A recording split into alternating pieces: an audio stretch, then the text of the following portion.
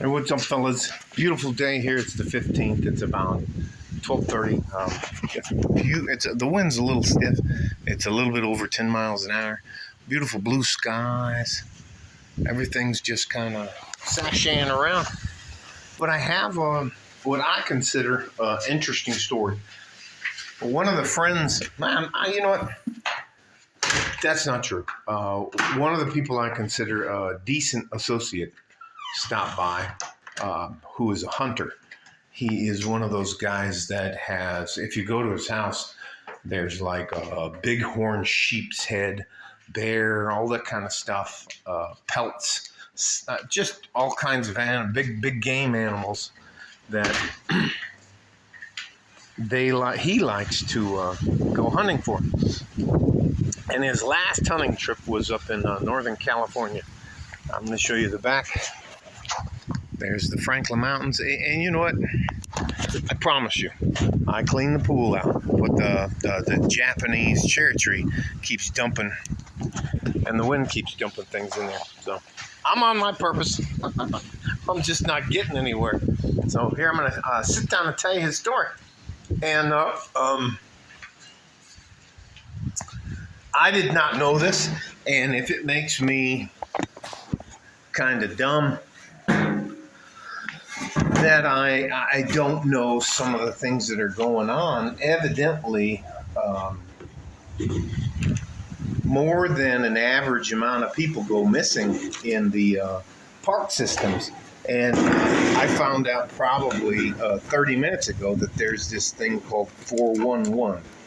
So anyways, he said he was 30 miles, and this is Northern California, 30 miles west of Mt Eddy, and in between the mountain called Scott and Mt Eddy. And he said it was past road 40, and he called them. I think he said it was logging road. It's called 42N17. So 42 degrees north, 17. Anyways, all he was saying like that, they were having a great time, And I don't know if you guys have ever had to carry your house on your back, but you try to make it as light as possible, which means we're not, you don't put they were intense. I shouldn't have done that. I should have just told you they were intense. And he said this was like day 5, day 6 of their. They were supposed to be out there for 17 days. And I don't know if you also know this, but they have satellite phones that have emergency beacons on them. He showed me a picture of them, and they actually asked to be extracted out of the site because of this. So they're talking about that on the night of the 8th of March. They were out there. They were having a great time. Boom, boom, boom, boom, boom, boom, boom. They had all the food they needed. So they were just traveling, and they were looking for game. That's what he calls it. He calls it game. I call it food, and they call it game. So, and he was with a group of 6 men. He was one of the 6. So he said probably on the 8th of March that they bivouacked. They camped for the night. Set up their tent. We all they just set it up. Fire pit in the middle, cooking pit as well. The fire pit's usually a cooking pit, depending on. I'm not going to try to bog you down with the fucking details. They had everything they needed. They had handguns, really good handguns. Most of them use.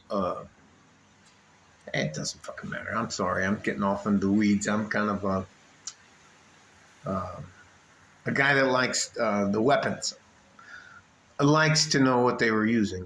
So anyways, and they had rifles, and a couple guys had shotguns, rifles, and pistols. And they were not unequipped for the event. And on the earlier part of the day, they said around 1 p.m., they started hearing what they called knocks on trees around them. And he said that like it would be like someone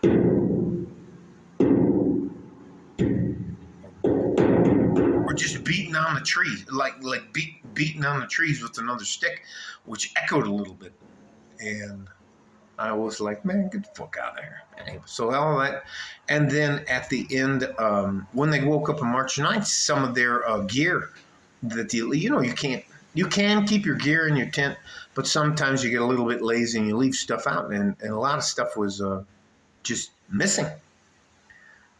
So I think it was the 10th. They travel on the 9th, and they're headed from Mt Eddy, Eddy, towards Mount Scott, Scott. And he said on the 10th, they were sleeping and they were having problems, and they kept hearing strange noises and all this kind of stuff. And this is exactly what he said. It sounded like there were 3 or 4 people out there walking around. One of the guys had a pair of night vision goggles. I don't know if you've ever seen them. It's in like the green. And he swore a couple. Anyways, he said there was. This is what he kept telling me. He's like, look, Frank, there was something fucking out there. And so I'm trying to keep a straight face and all that stuff.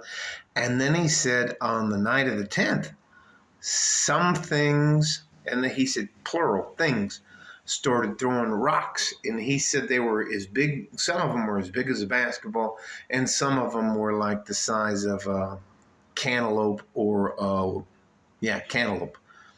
And it just started throwing rocks into the camp, trying to knock their tents down. And I don't know if you've ever seen the size, a cantaloupe and a rock, that would kill a person, or at least maim them for the rest of their life. So they went out there, and I guess they fired a bunch of rounds. He said, we didn't know what the fuck was going around, but we were going to shoot back. And he said they used probably 200 rounds. And after that, they decided that's as a 10th. And then the trip's supposed to go for another 12 days. And he said they just decided, hey, fuck that.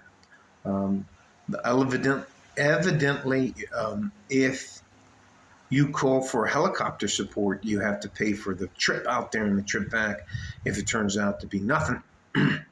And he just was like, I don't fucking care what it costs. We're getting the fuck out. Now, I wish I could tell you that they saw these monsters and all this kind of other stuff, but he's a pretty reliable human being. He's a pretty, owns a couple of businesses. But he's definitely an alpha male. And they said they left all their shit there. They just took like, what did he say? Socks, underwear, and a t-shirt. And is some of the weapons. And they said they left all their other shit out there, and they said it wasn't fucking worth it. And he told me, and what did he say? I'm never going fucking camping again in my life. So anyways, I guess, and I don't have a lot of exposure other than seeing the things all of us see about Bigfoot and about, I don't know, Wendigos or whatever else crazy stuff they have out in the countryside. I'm a suburban guy, unless I have to go to war. Other than that, I just like the way our society is set up in the suburbs. I'm not trying to live on the fringe of society, but he was like, and why I came by, he wanted to know if I wanted to buy any of his rifles or 2 of his shotguns, and they're Benellis, but no, I'm not into none of that. But I, fed him, talked to him, we had his stuff. I just thought that was very interesting, and I think a lot of people are very arrogant about not realizing that there may be some things out there in the woods that we don't know everything about. And honestly, if you are in the DMV, District of Columbia, Maryland, and Virginia, if you drive probably 10 to 15, maybe 20 miles outside of those cities, it gets rural real quick. And it's a shock to a lot of people who are used to all the amenities that come with the city. So Man, it was very interesting. But I just don't know. But I would never call him a liar.